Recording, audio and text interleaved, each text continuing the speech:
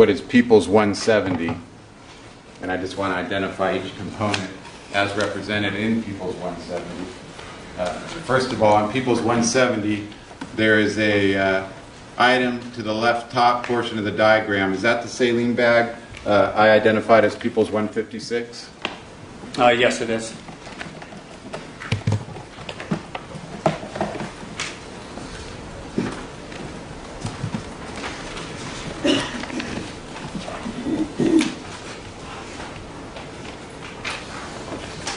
And with the court's permission, I think it would make it clear. I'm going to write P156 next to the A. Fine. For the record, I'm putting P156. Is that accurate, Mr. Anderson? People's 156 that I've held up? The saline bag was previously identified prior to your testimony? If you say so, yes. Was a saline bag? It's a saline bag, to my knowledge. I don't know what numbers you're assigning it. But. And going through the diagram, I want you to just walk us through one by one. And there is a legend here to the left lower corner of People's 170? Yes. All right. And B is identified as the syringe, previously identified as People's 159. I'm going to mark the diagram next to B as People's 159.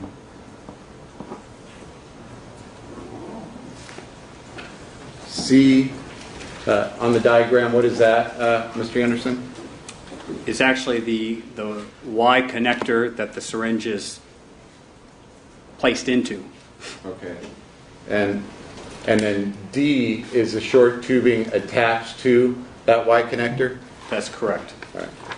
And showing you People's 158, do you recognize this as being both the Y connector, which is referenced as C on the diagram, as well as the short tubing referenced as D on the diagram?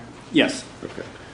For the record, I'm going to place a P158 next to C and a P158 next to D.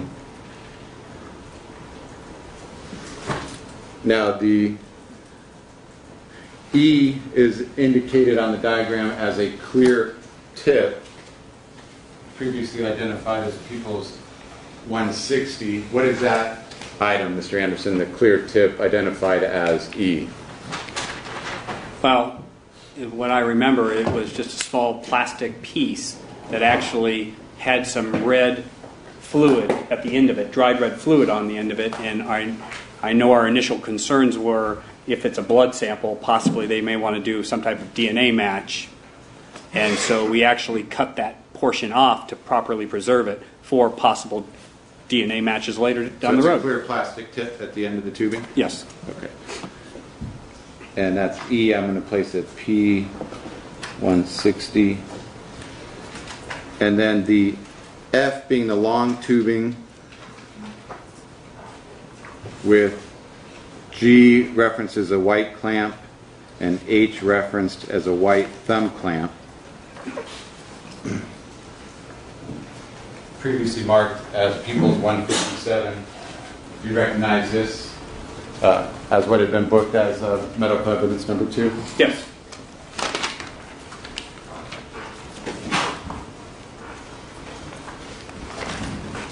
I'm going to place a P157 referencing F, H, and G, and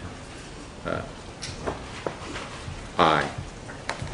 And I, Mr. Anderson, is identified on the diagram as an IV bag plug. Is that this spike apparatus at the end of People's 157?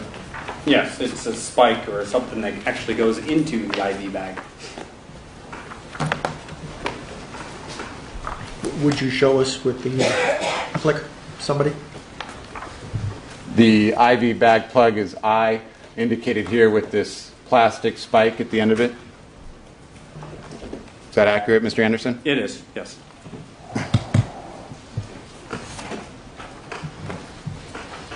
And were positive findings made as it relates to the items identified on People's 170 through toxicology analysis by your laboratory? I'm sorry, we performed toxicology analysis, yes, we Okay. did. And you resulted in positive findings? Yes, in some of the items, yes. Okay. And a report was created regarding those findings? Yes. I have a one-page report documenting the findings from both medical evidence 1 and medical evidence 2. Your Honor, may that be marked People's 171 for identification? Yes.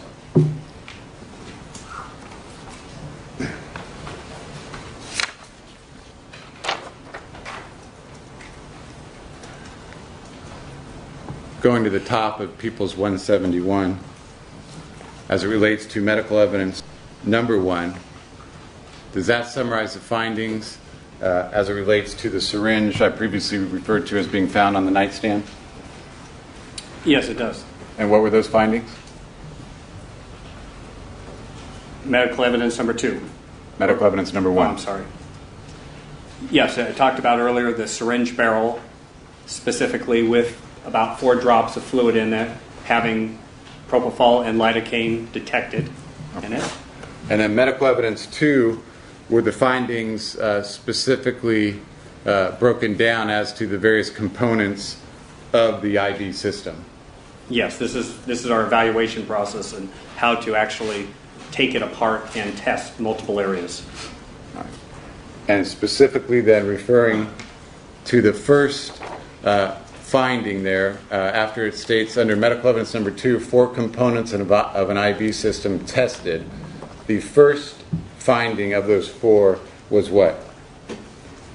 We actually tackled the syringe that was sticking out of the white connector first, and it had 0.17 grams of material or fluid remaining in that syringe, which is a little bit more, it's like 3.5 drops worth of fluid. And the drugs that we detected were propofol, lidocaine, and a new one, flumazanil. Flumazanil is a benzodiazepine antagonist. It's used generally to try to reverse the effects of a drug given, such as benzodiazepines. Thank you. And the next finding, as identified in this report, People's 171? We tested the Y connector, specifically it was hooked up into the syringe, and it also had the same 3 drugs, propofol, lidocaine, flumazanil. And this is the, when you said the Y connector, you're referring to the short section of IV tubing Yes. attached to a Y connector? Yes. There was actually fluid in there that we drained from it, and it had 0.47 grams. Okay, and then again, that People's 158, this is the Y connector with the attached short tubing that you're referencing as being positive for propofol, lidocaine, and flumazanil? That's correct. And then going on then to the third finding as it relates to medical evidence number 2, you refer to a long section of IV tubing. Is that the IV tubing that you've previously identified in People's 157? Yes, that includes the spike, the long tubing, eventually making it into the Y connector. We tested it, and we basically removed 17 grams or 17 milliliters of fluid from that tube, and we tested it and didn't find any drugs present. And lastly then, the saline bag previously identified as 156, was that tested as referenced in the last line of this report? Yes, it was. And what were those results? We didn't find any drugs again. Thank you.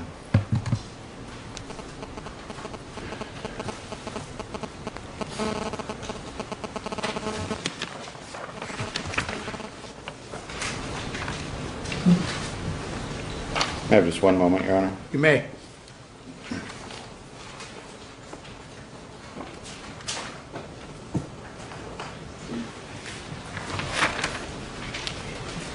Thank you, Your Honor. I have nothing further. Thank you.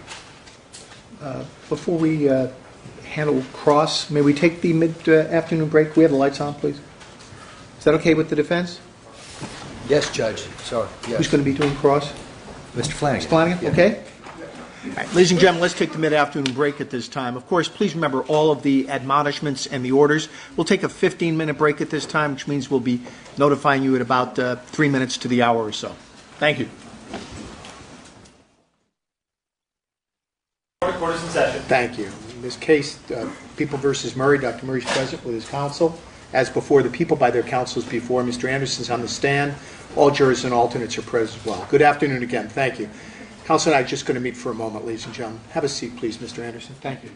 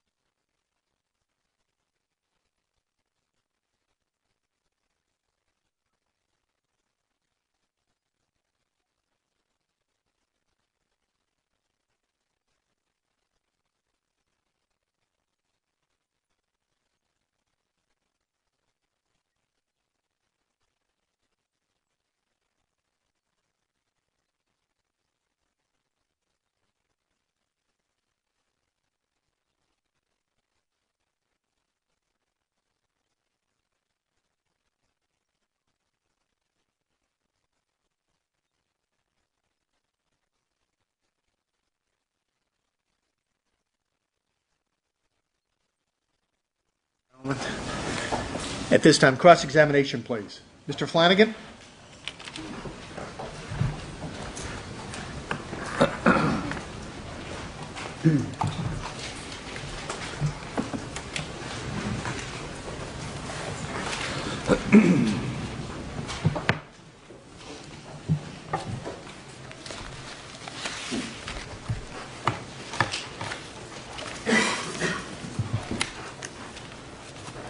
Is it Mr. Anderson or Dr. Anderson? It's Mr.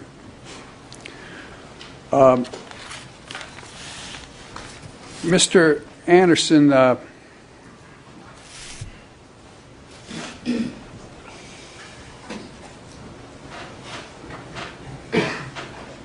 this exhibit number 169, that's basically a summary of the drugs that you felt were important in this case. Is that correct? It's a summary of all positive findings. Would you like the lights off or on? Okay, off. Okay.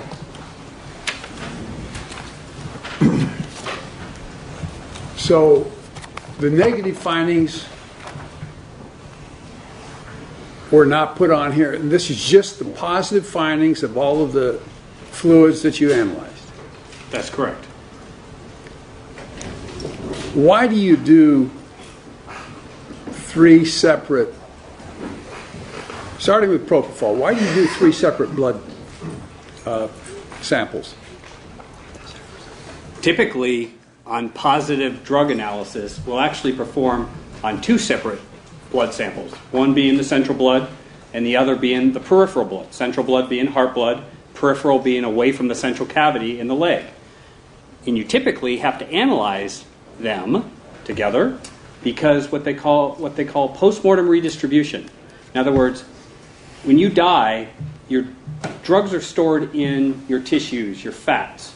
And when you die, it has a tendency to release the drug back into sort of circulation. You're not really circulating any blood when you die, but it's available to move around artificially. So as the body gets moved, transported, taken from the cooler, it potentially can remove high concentrations of drug into different areas that you wouldn't have expected.